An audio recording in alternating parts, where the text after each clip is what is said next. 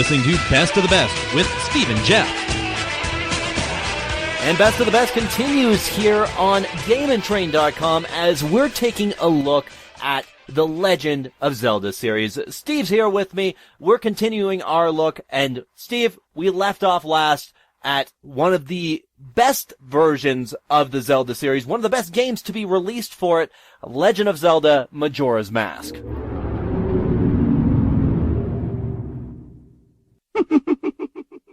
Majora's Mask, released in North America in October 2000, sold 3 million copies worldwide, has been re-released twice, once for the GameCube and once for the Wii's Virtual Console. In addition to being the follow-up that was released only 18 months after Ocarina of Time's spectacular debut, it was voted Game of the Decade. That's right, decade. 2000 to 2009 by GameFAQs. And, on a personal note, well, it's my personal favorite. I love this game. I got everything in there. It was so much fun. I don't know what I enjoyed more, rolling down the hill with spikes coming out of my back, attacking the goat, or racing the beavers down a waterfall as a freaky fish guy. I am not a freaky fish guy.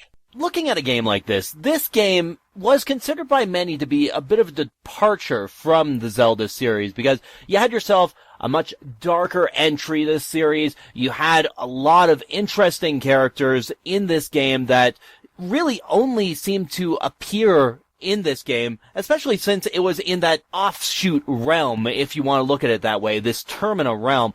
And it just was that powerful story that went to it, that 3-day loop, that Groundhog Day effect that happened that isn't seen anywhere else.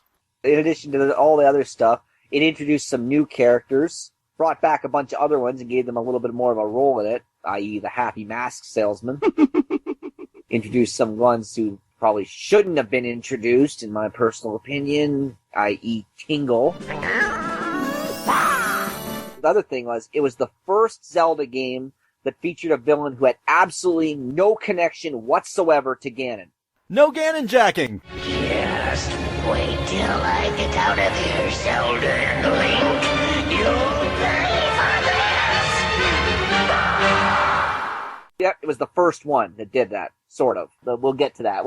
I'll explain that later. Yeah, like you said, Link's Awakening kind of sort of did that, but we will get to that. We'll talk about that later. Right now we're focusing on console games, because these are the ones that are going to attract the majority of the gaming audience and the majority of the Legend of Zelda fan base.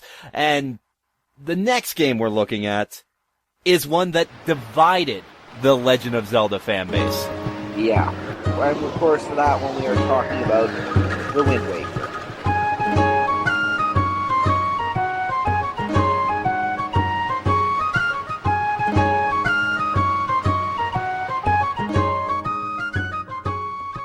Released in North America in March 2003, Wind Waker sold 4.6 million copies worldwide and had the most successful pre-order campaign in Nintendo history, with over 500,000 copies reserved. When you reserved a copy of Wind Waker, you could get a copy of Legend of Zelda Collector's Edition, which is basically anybody who is feeling a little bit divided for that could have the fun of replaying those 4 great games, which would be the regular Legend of Zelda, Zelda 2, The Adventure of Link, and Ocarina of Time and Majora's Mask. And I'm going to say something right here, because honestly, what happened with this game?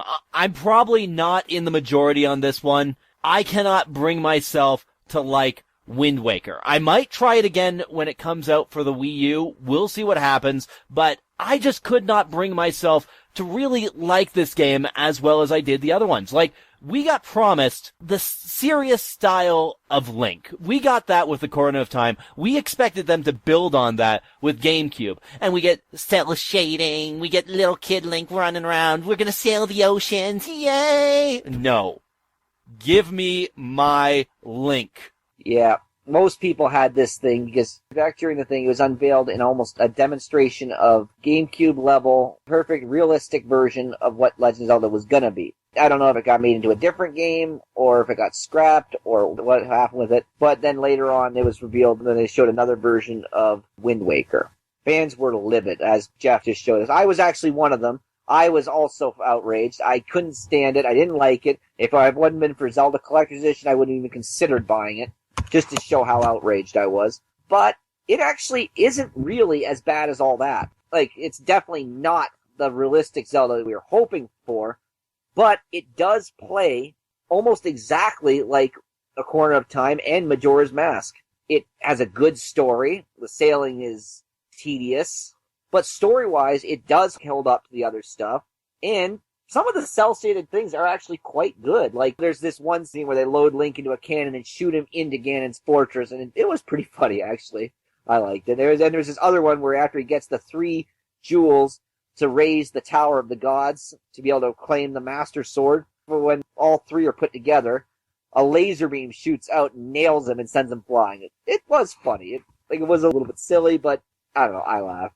Now, going on that too, I do have to admit that this game does have one of the most serious moments that you're ever going to see in a Zelda game, and that would be during the final fight with Ganon. And the point I'm making here, if you've played this game, you probably already know what I'm talking about. Link stabs Ganon in the face. Harsh. Yeah, that is one of those scenes, like, when I first saw that scene, I mean, I'll be honest, this was a game that I'm not exactly thrilled with. But when I saw that scene, it was like, holy crap, dude! You know, for kids. Totally for kids. Rupees became seriously important in this game. You know how many rupees you had to collect just to be able to finish the game? How many? Close to 5,000. You had to have over 3,000 just to be able to find the shards of the Triforce. That doesn't take into account anything else you would need the rupees for. Wow. At least. That's a pretty crazy number.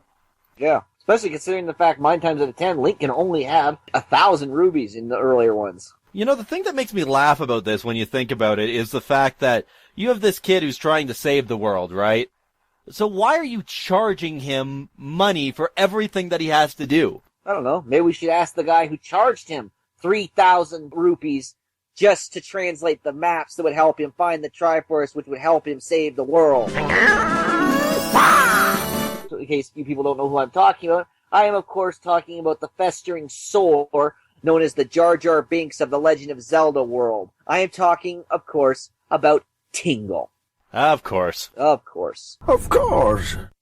Will somebody please get the right of course guy? Of course. Much better. And again, Tingle has proven that he's there strictly for the money, because it's like, oh yeah, you're gonna go save the world, you need to translate it, I'd like to help you there, bro, but guess what, I need 400 rupees, so cough it up. Before that, he charged you 200 rupees just to give you a map to the other charts. Honestly, he's an asshole. That's the best way we can put it. Uh-huh. He appeared in every other Zelda except for Twilight Princess and Skyward Sword. That proof the positive that somebody learned from their mistakes. Thank God. Now, with the kid-friendly games, Windwaker was an example of that, but another one that came out that was kind of a tech demo of sorts, but it was still keeping that kid-friendly theme, was Legend of Zelda 4 Swords Adventure.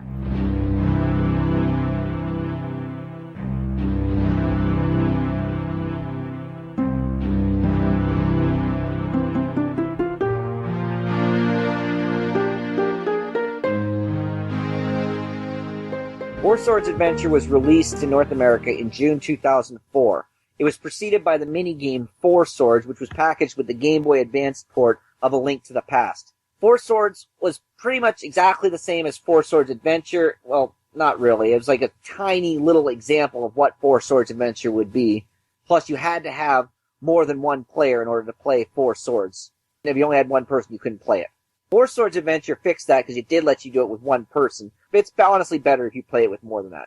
But the thing with Four Swords Adventure is it does combine elements from several previous games and also adds new elements never seen before or since. Plus, if I'm right, it actually gave a shining spot to another Zelda villain as well.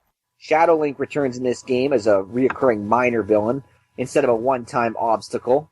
The Wind Mage Vati, he returned in this game as a villain. He was actually the main villain for the most part, until, of course, we learn that the real villain is Ganon. Of course. Of course. Of course. Of course. Of course. Who keeps finding these guys?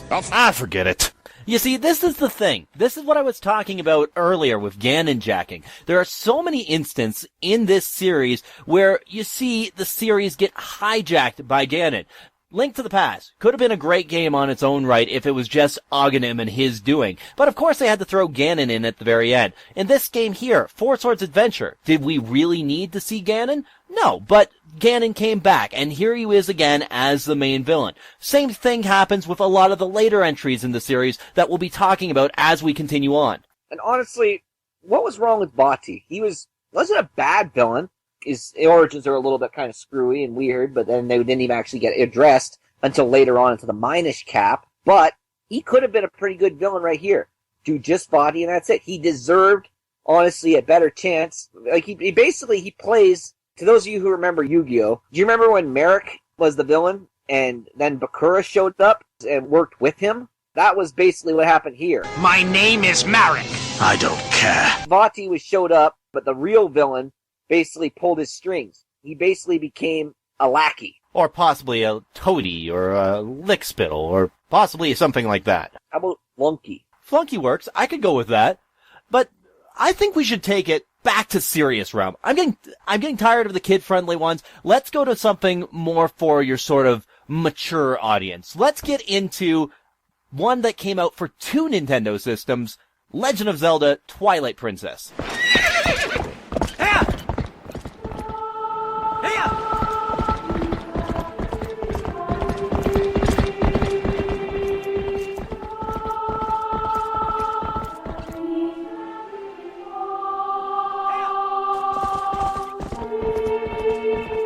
So nice, they did it twice. Legend of Zelda Twilight Princess was released in North America for the Wii in November 2006 and for the GameCube in December 2006. It was going to be put out in November 2005, but it was held back to allow the developers time to refine the game, add more content, and bring it over to the Wii. And it was the first Zelda to actually be available at the launch of a system. It was ready to start the Wii off, and to start it off good. It was also the last. The GameCube version was the last Nintendo published game for the console, as well as the final official GameCube game released in Japan. So if you want to get right down to it, it was both the Alpha and the Omega. The first and the last, can't argue with that. But it was also released to major critical acclaim and commercial success. Got perfect scores from major publications, and its average rating is between 90 and 95%.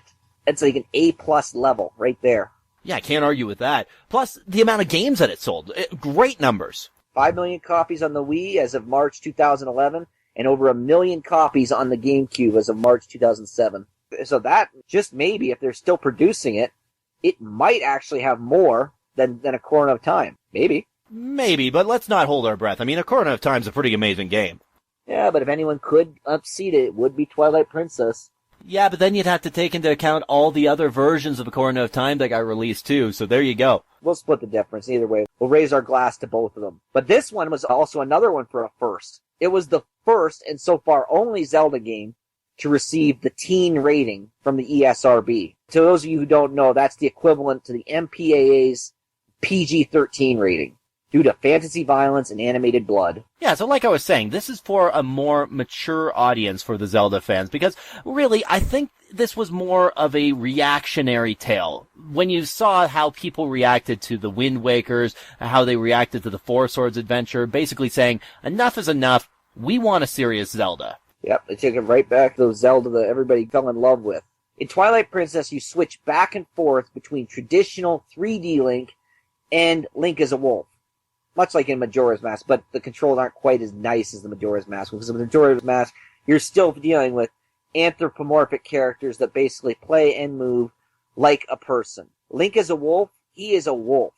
He digs, he senses, he howls, he does all those things. The controls are a little bit different, are very different actually, from Human Link and Wolf Link. But the controls are also very different in general too, depending on what version you played. Because while the GameCube version plays very similar to all the previous 3D Zeldas with the push the buttons and the assign buttons for everything, this one a little bit differently. The Wii version was more difficult, harder one to play because you had to actually use the motion controls that were inherent to the Wii. And that led to other complications too. And this bugs me. This is one of the things that really gets my goat. My only real complaint with this game, they took Link. When he was on the GameCube, he was in his normal, noble, excellent, strong powerful, left-handed state, and when they switched it to the Wii, they stripped him of all that and reduced him to a simple, common, lesser right-handed state. Steve, what hand do you write with? Left. Moving on.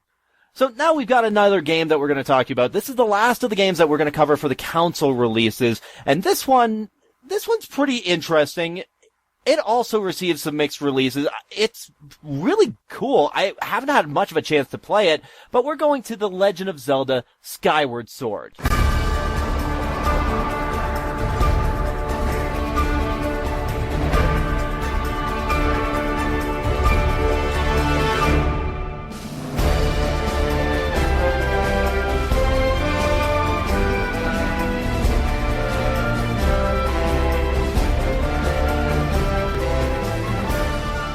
Legend of Zelda Skyward Sword was released in all regions in November 2011. It sold over 3 million copies just 1 month after its initial release. A limited edition of the game came with a golden-colored Wii Remote Plus, and the first run of both this and the standard edition came with a CD featuring a compilation of iconic music from the franchise in celebration of its 25th anniversary. An average rating of 93.11% on game rankings based on 56 reviews, 93 out of 100 on Metacritic based on 80 reviews, and 9.8 on GameStats. Yeah, so looking at this, there's no doubt that this game has been called the best Zelda game ever made. It's been called spellbinding, dramatic, absolutely epic in both world and story, and an important event for the Wii, for Nintendo, and for anyone with even a passing love for this venerable series that it celebrates. And I've never played it.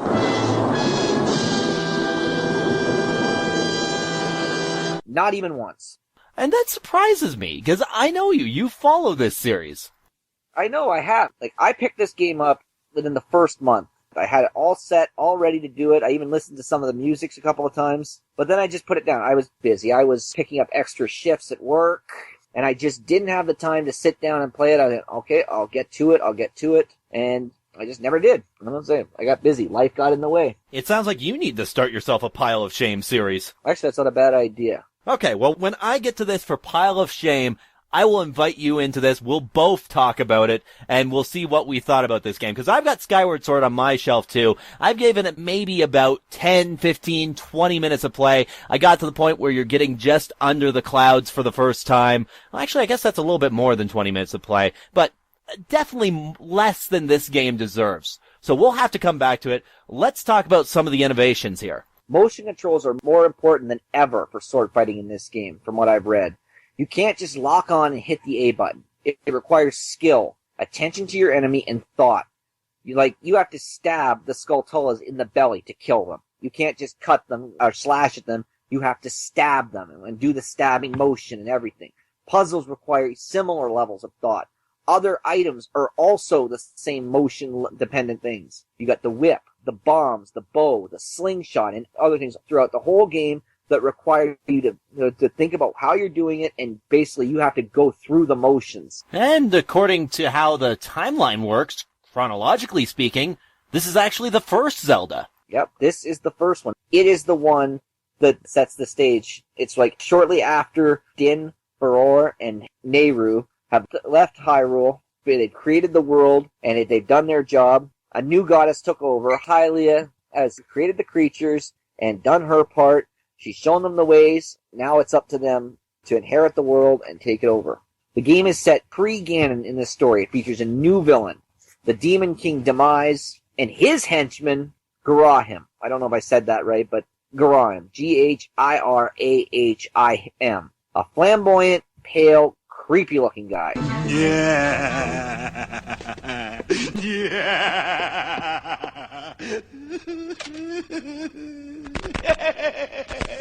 Yeah, so it's a great story to follow. I think this will be a really fun one for us to give a go at some point, and then we can sort of discuss this even further. This is apparently one of the landmark of the Zelda series, but the thing that seems odd to me about it is just the fact, look at the sales. We'll go back up to that point for a second, because like you said, with this being released November 2011, this one has only sold over 3 million copies, like compared to some of the other big ones, like Ocarina of Time, which saw about 7.5 million releases, or Twilight Princess, which saw about 6 million copies sold when you add the two together. So maybe we'll see this one sell a whole lot more with the Wii U out. Who knows what's going to happen? Very much a possibility, because if it's as big as what they're saying, and it's that important, as long as the controls don't get in the way of an enjoyable game experience, and the visuals are all up there, and they keep the Zelda music, and helps maintain the series to its excellence, it should be fine. So there we have it. We've gone through all of the major console Zelda games. That's part 2 of our best of the best feature. We've got ourselves a week-long feature going on here, because when we come back, Steve, we're going to look at shifting from the console titles to going to the handheld titles. Don't let the system fool you. Just because these ones don't have the scope or the power of the consoles, they still packed a lot of good things in there and had some interesting things and helped contribute to shaping up the series. So when we come back, the first game we're going to look at as we shift to the handheld consoles, we're going to look at The Legend of Zelda: Link's Awakening. See you next time.